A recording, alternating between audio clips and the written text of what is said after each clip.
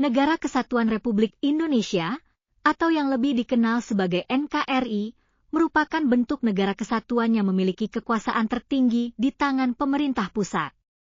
Hal ini berarti bahwa semua kebijakan dan keputusan penting diambil oleh pemerintah pusat yang bertujuan untuk menjaga kesatuan dan integritas negara. NKRI juga berbentuk republik, di mana kepala negara adalah presiden yang dipilih secara langsung oleh rakyat. Sistem pemerintahan presidensial ini memberikan kekuasaan eksekutif yang kuat kepada presiden, sehingga memudahkan dalam pengambilan keputusan yang cepat dan efektif. Sebagai negara kepulauan terbesar di dunia, NKRI terdiri dari lebih dari 17.000 pulau yang tersebar di seluruh wilayahnya. Keberadaan pulau-pulau ini menjadikan Indonesia unik, dengan setiap pulau menawarkan keindahan alam dan budaya yang berbeda. Wilayah daratan NKRI mencakup berbagai bentuk geografi, termasuk pegunungan yang menjulang tinggi, dataran tinggi yang subur, dataran rendah yang luas, serta sungai dan danau yang memperkaya keindahan alam. Di sisi lain, wilayah perairan NKRI juga sangat luas, meliputi laut, selat, dan pantai yang indah.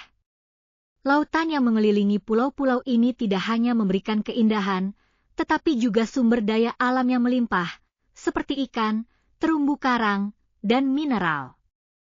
Batas wilayah NKRI juga sangat jelas dan terdefinisi dengan baik.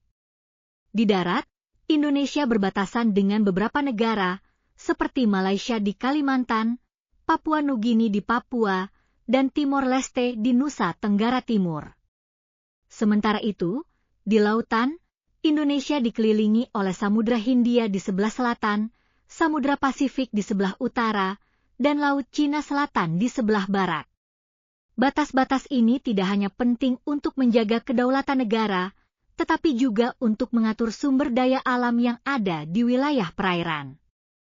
Pengelolaan sumber daya ini menjadi sangat penting untuk kesejahteraan masyarakat dan keberlanjutan lingkungan.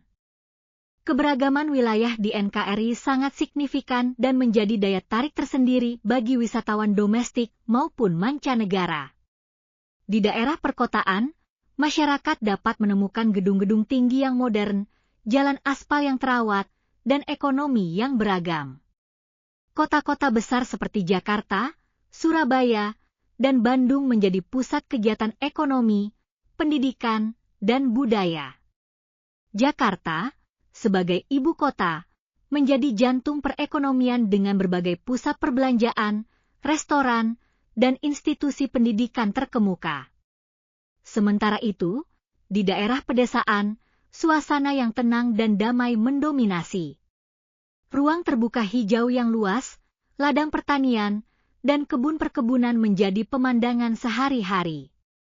Kegiatan ekonomi di pedesaan umumnya berfokus pada pertanian, perkebunan, dan peternakan, meskipun infrastruktur di sana masih terbatas. Keanekaragaman suku, budaya, bahasa, dan agama di NKRI merupakan salah satu kekayaan yang sangat berharga. Terdapat lebih dari 300 suku bangsa yang mendiami Indonesia, masing-masing dengan bahasa, tradisi, dan budaya yang unik. Hal ini menciptakan mosaik budaya yang kaya, di mana setiap daerah memiliki ciri khasnya sendiri. Misalnya, Bali dikenal dengan budaya Hindu dan seni tari yang memukau, sementara Sumatera terkenal dengan tradisi adat yang beragam. Pemerintahan daerah di NKRI terdiri dari beberapa tingkatan yang saling berkoordinasi. Di tingkat provinsi, dipimpin oleh gubernur yang bertanggung jawab atas kebijakan dan pengelolaan daerah. Sementara itu, kabupaten atau kota dipimpin oleh bupati atau wali kota yang mengatur administrasi dan pelayanan publik di wilayahnya. Mari kita eksplor lebih dalam lembaga-lembaga dalam pemerintahan desa dan kecamatan. Badan Permusyawaratan Desa, BPD, berfungsi sebagai lembaga legislatif desa yang menyusun peraturan desa bersama kepala desa. BPD juga mengawasi kinerja kepala desa dan menyampaikan aspirasi masyarakat. Lembaga Kemasyarakatan Desa, LKD, mencakup berbagai organisasi seperti PKK, Karang Taruna, dan LPM. Mereka berperan dalam pemberdayaan masyarakat, kegiatan sosial, dan pengembangan komunitas. Di tingkat kecamatan, camat berperan sebagai pimpinan yang bertanggung jawab kepada bupati atau wali kota melalui sekretaris daerah. Camat memiliki tugas penting dalam mengelola pemerintahan di tingkat kecamatan, termasuk koordinasi antara desa-desa yang ada di wilayahnya. Di desa, kepala desa memegang peranan penting sebagai pemimpin yang dipilih oleh masyarakat. Kepala desa bertugas mengelola pemerintahan desa, pembangunan, dan pelayanan masyarakat. Mereka dibantu oleh perangkat desa seperti sekretaris desa, kaur, dan kadus yang memiliki tanggung jawab masing-masing.